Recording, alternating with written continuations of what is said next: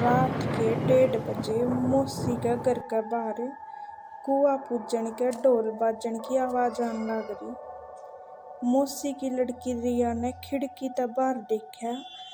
गांव की 4-5 लुगाई लाल साड़ी पहन रही और पुराने कुएं की तरफ जान लग रही। बात या कोनी थी अगर रात न औरत इतनी बारी घूमन जावे है, बल्कि डरावनी बात तो यह थी अक जो औरत जान लाग रही थी उनका सबसे आगे जो औरत थी जिसका हाथ में दीवा था वह मेरी मौसी थी। और जो कि मेरी मौसी तो हमारे पास वाले कमरे में जमा गहरी नींद में सोने लाग रही थी। और मेरी मौसी के पैर में तो लचक थी, वह ढंग से चाल भी को नहीं सके थी। मैं अपनी मौसी के पहली बार छुट्टी काटन गई थी, छुट्टी बिताने गई थी। और मेरी मौसी के घर के बाहर एक कुआ था। उस कुएं के बारे में नुकवा है अब उसमें एक प्रेग्नेंट लुगाई कूद कर न मर रही है। और वह लुगाई रात ने अमावस न दिखे है और वह नकली पूजा का छलावा करे है। और जो रात ने उसने देख ले है तो वह उसकी परछाई न ले जावे है अपने गेलिया। और जब हम सोने लाग रहे थे मेरी मौसी का रात में मेरी मौसी की छोरी रिया की ढोल राम राम तो ढोल बाजे था और मंजीरा की आवाज था। उसकी एकदम आँख खुल गई, ढोल की आवाज था मंजीरा की आवाज थी। उसने उठ कर न और थोड़ा सा पर्दा टाक ने देखा खिड़की का। कुएं का बाहर दीवे जलन लाग रही थी। रिया के दौरे में सोन लाग रही थी। रिया ने मैं जगाई, ए आरती उठ तोड़ी देख बाहर मौसी के करे है। मैं भी डरते उठी और मन रिया ने दोनों ने पर्दा टाकन और खिड़की का कांच का कत्ती दूर जाकर देखा तो बाहर जो मौसी खड़ी थी न वह दीवे न कुएं में गिरने लाग रही थी। और जब वह दीवे न कुएं में गिर कर जुकर भी पाछा हटी और उसने अपना शरीर नहीं पाछा न करया, सिर्फ गर्दन पाछा मोड़ ली। और जब उसने अपनी गर्दन पाछा मोड़ी तो उसका चेहरा तो कति काला और आँख कति लाल पुतली चमका थी, कति लाल। जब वे पाछा तक कमरे का दरवाजा खटकन की आवाज आई। हम तो दोनों डर के मारे किलकी मारन न हो रहे थे। जब वे एकदम तक मौसी ने आकर मारा दोनों का मुंह पकड़ लिया। मौसी कति पसीने में तो लथपथ हो रही और कति कांपन लाग रही और आराम तक बोली, खिड़की में मत देखा बाहर है, वह गाँव की टहन है कुआड़ी। वह जब भी किते आवे है न वह घर की औरत का रूप धर लेवे है और फिर घर के बालका ने बहला कर न और अपने गिल्या ले जावे है कुएं पे।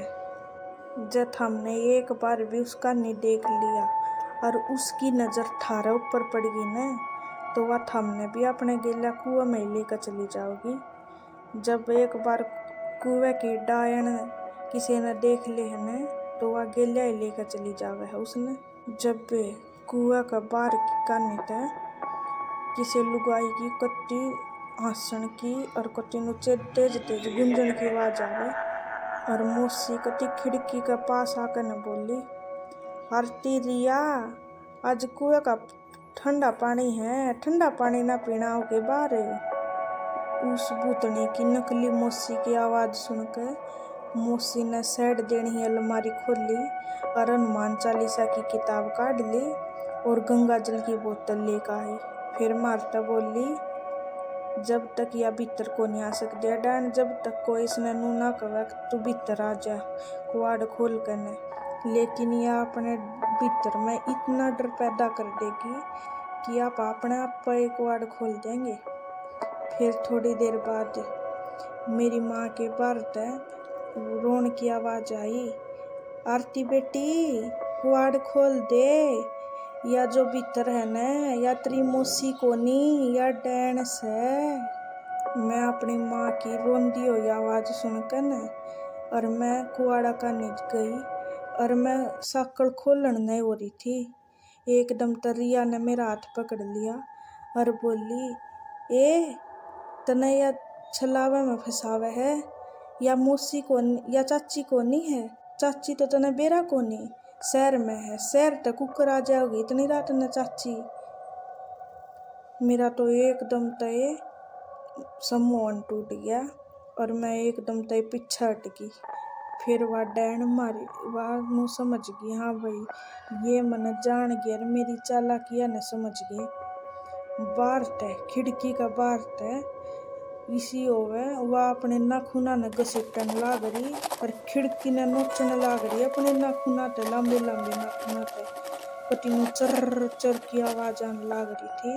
फिर जब हमने ना खिड़की खोली ना दरवाजे खोले न, तो वह छत के ऊपर चली गई और छत के ऊपर आवाज आवे कति धम धम धम, कति नु इधर कदे उरे न कदे परे न बाजन लाग रही वह। फिर मेरी मौसी ने गंगा जल सारी खिड़कियां पे और सारे दरवाजे में और सारे घर में छिड़क दिया गंगा जल मेरी मौसी ने। और हम तीनों डर के मारे, मैं मेरी मौसी की छोरी और मेरी मौसी ने एक दूसरे का हाथ पकड़ के और सारी रात जय हनुमान जय हनुमान जय हनुमान का ये नाम ले गए।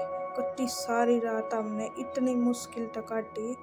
अंदर तो वह आ नहीं सका थी क्योंकि मेरी मौसी ने गंगा जल का छिड़काव कर दिया था, लेकिन वह खिड़कियां न नोचने लाग रही, कदे छत पे जावे धम धम की आवाज आवे। सारी रात नुए रही, हम कति डर के मारे एक दूसरा का हाथ पकड़ कर न बैठे थे।